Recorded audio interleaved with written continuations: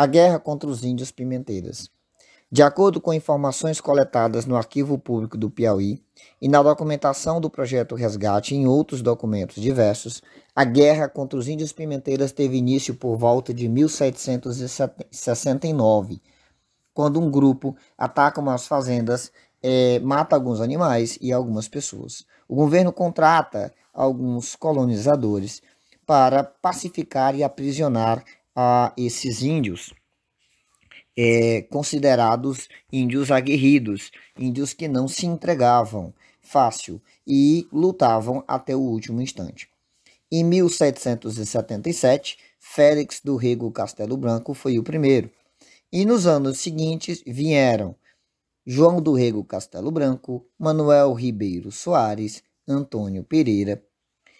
Em 1791, Inácio Rodrigues de Miranda, ele, num dos embates com os índios pimenteiras, 11 índios são presos, 5 mulheres, 6 crianças. Dessas 6 crianças, 6 são meninos e 3 meninas. A documentação refere essas crianças como 3 machos e 3 fêmeas. São fatos que, naquela época, eles se referiam aos índios como se fossem animais, por isso a nomenclatura macho e fêmea. Esses índios foram distribuídos em casas de famílias, por ordem do governo, para tentar comunicação. Em 1810, José Dias Soares vai até o Alto Piauí com 200 homens e por 3 vezes ele tem confronto com os índios pimenteiras. Ele retorna à capital com 26 prisioneiros. Nesse embate ele matou 15 índios. Em 1815, os pimenteiras são dados como extintos pelo governo do Piauí e a conquista foi dada como concluída. Sobre a cidade de Pimenteiras. Segundo o escritor Pedro Paula, em seu livro Pimenteiras, Sua História e Suas Famílias, de 1998, os primeiros habitantes de Pimenteiras vieram para a região por volta de 1865, destacando-se entre eles Evaristo Braz de Souza, que veio acompanhado da família e fundou uma fazenda de gado.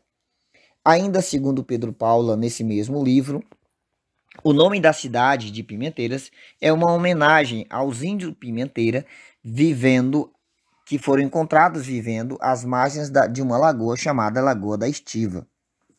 No entanto, não se especifica que fim levou-se nem aos índios pimenteiras encontrados na região onde hoje é a cidade de Pimenteiras, muito menos não se especifica na documentação o que foi feito com os índios capturados por José Dias, os 26 índios capturados por José Dias em 1810. O que nos resta a fazer é deduções. Segundo o professor de História Clemilton Dias, é possível que os índios encontrados às margens da Lagoa da Estiva sejam de fato índios pimenteiras. Se analisarmos a ordem cronológica dos acontecimentos e a proximidade da região de Pimenteiras com a cidade de Oeiras, que era a capital da época. Vejamos, em 1810, José Dias Soares retorna à capital com 26 prisioneiros, índios prisioneiros. A documentação não especifica o que foi feito com esses índios prisioneiros. Nós temos 2 possibilidades.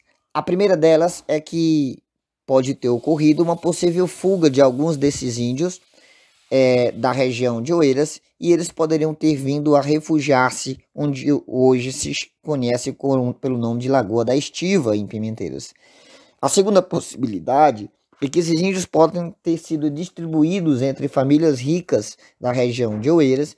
Essas famílias, por algum motivo, por querer proteger esses índios, podem ter doados para alguém da região de Valença e essas pessoas podem ter colocado esses índios na região da Lagoa da Estiva.